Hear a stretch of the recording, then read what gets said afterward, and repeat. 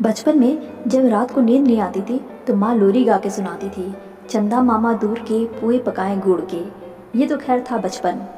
चांद तब भी रहस्यमय लगता था, चांद आज भी रहस्यमय लगता है। हेलो फ्रेंड्स, ज्ञान अपडेट चैनल में आपका स्वागत है। ये बात 1969 की है।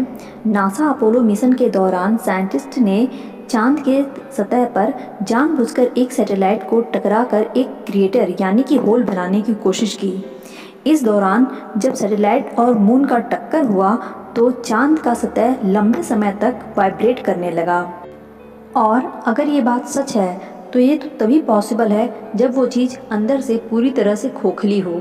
इस चांद के बारे में हम इंसान के पास यूँ तो बहुत सी इन्फॉर्मेशन है, लेकिन कुछ ऐसे सवाल हैं जिसका प्रूफ आज भी साइंटिस्ट के पास नहीं है। जैसे चांद का निर्माण। इस चांद के निर्माण में कुछ थियोरी सामने आती हैं। उनमें से एक है फिजन थियोरी। चांद धरती का ही एक हिस्सा था जो बाद में किसी बड़े उल्कापिंड के टक्कर से धरती से अलग हो गया था। लेकिन अगर ये बात सच है तो दोनों के एलिमेंट्स सेम होने चाहिए, पर रियलिटी में ऐसा नहीं है क्योंकि चांद का कंपोजिशन धरती की कंपोजिशन से कुछ मामले में मेल नहीं खाता है। दूसरी थ्योरी कैप्चर थ्योरी। इस थ्योरी के अकॉर्डिंग चंद्रमा सौरमंडल का हिस्सा था ही नहीं और वो दूसरे सौरमंडल से निकलकर हमारे सौरमंडल में चला आया था और धरती के ऑर्बिट में फंसकर धरती के इर्द गिर्द घूमने लगा। आपको बता दूं कि चांद का साइज़ धरती के साइज़ का 1/4 है और ये साइज़ नेचुरल सैटेलाइट के मुकाबले काफ़ी बड़ा है। परंतु जब चंद्रमा की चट्टानों ने पृथ्वी की तरह ही समान आइसोटोप संरचनाओं को दिखाया तब यह सिद्धांत भी मुंह के बल जा गिरा। फिर एक थ्योरी और सामने आई, कंडेंसेशन थ्योरी। इस थ्योरी के अकॉर्डिंग पृथ्वी और चंद्रमा का निर्माण साथ साथ हुआ था। यह सिद्धांत विफल रहा क्योंकि यह नहीं बता सका आखिर चंद्रमा में लौह कोर का अभाव क्यों है। यदि दोनों का निर्माण साथ साथ हुआ था तो इनकी संरचनाएं भी समान होनी चाहिए थी। इन सब के अलावा एक और थ्योरी है जो इन सब में काफ़ी रियल लगता है, जिसे साइंटिस्ट भी काफ़ी प्रेफर करते हैं। वह थ्योरी है जायंट इम्पैक्ट थ्योरी। इस थ्योरी के अकॉर्डिंग पास्ट में धरती अपना ऑर्बिट मार्स ग्रह के जैसे साइज के प्लैनेट के साथ शेयर कर रही थी, यानी दोनों एक ही ऑर्बिट में घूम रहे थे और उस ऑब्जेक्ट का नाम था थिया। वो ऑब्जेक्ट समय के साथ अनस्टेबल होने लगा और धरती के साथ उसका टक्कर हुआ, जिसके कारण धरती का रोटेशन स्पीड काफ़ी बढ़ गया और उन दोनों प्लैनेट्स ने अपना बहुत सा मलबा यानी डेब्रीज खो दिए।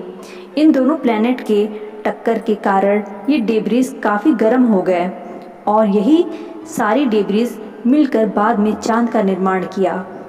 साइंटिस्ट का इस थ्योरी का बहुत मानने का कारण यह है कि 1772 में अपोलो 14 चांद पर आखिरी बार लैंड हुआ और वे अपने साथ बहुत सारे पत्थरों को भी ले आया।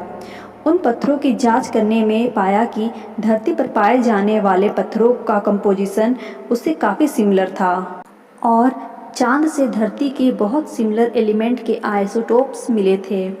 इसके अलावा जब वो मून की ऊपरी लेयर के सरफेस की स्टडी कर रहे थे तब उन्होंने देखा कि क्रिएटर कुछ कंसंट्रेटेड रिंग के द्वारा सराउंडेड थे और ये रिंग तभी बनते हैं जब किसी लिक्विड चीज़ में कोई हैवी एलिमेंट गिरता है। यही सिमिलर पैटर्न साइंटिस्ट को मिला था उन क्रिएटर में, जिससे ये साबित हुआ मून के शुरुआती दौर में वे लिक्विड मैग्मा से कवर था और उल्कापिंड की बारिश से क्रिएटर में रिंग टाइप का शेप बना। तो सिमिलर एलिमेंट और रिंग टाइप शेप से इस थ्योरी को काफ़ी एक्सेप्ट किया जाता है। यह अध्ययन एक साइंस पत्रिका में प्रकाशित हुआ था। वैसे ये कोई नया सिद्धांत नहीं, ये पहले से माना जाता रहा कि चांद का उदय खगोलीय टक्कर के परिणाम स्वरूप हुआ था। हालांकि एक दौर ऐसा भी आया जब कुछ लोग कहने लगे कि ऐसा कोई टक्कर नहीं हुआ, लेकिन वर्ष 1980 से आसपास से इस सिद्धांत को स्वीकृति मिली हुई है कि 4.5 बिलियन साल पहले पृथ्वी और थिया के बीच हुई टक्कर ने चंद्रमा की उत्पत्ति की थी। थिया का नाम ग्रीक पौराणिक कथाओं में मौजूद सिलीन की माँ के नाम पर रखा गया था। सिलीन को चांद की माँ कहा जाता है। समझा जाता है कि टक्कर होने के बाद थिया और धरती के टुकड़े एक दूसरे में समाहित हो गए और उनके मिलने से चांद की पैदाइश हुई। तो ये थी चांद की उत्पत्ति की सारी थियरीज़। इनमें से कौन सी थ्योरी आपको ज़्यादा सटीक बैठती है, सटीक लगती है, ये कमेंट सेक्शन में आप हमें बताइएगा। इस वीडियो में बस इतना ही। अगर वीडियो आपको पसंद आया तो प्लीज़ लाइक कीजिए, चैनल को सब्सक्राइब कीजिए। तब तक के लिए हैव ए नाइस डे।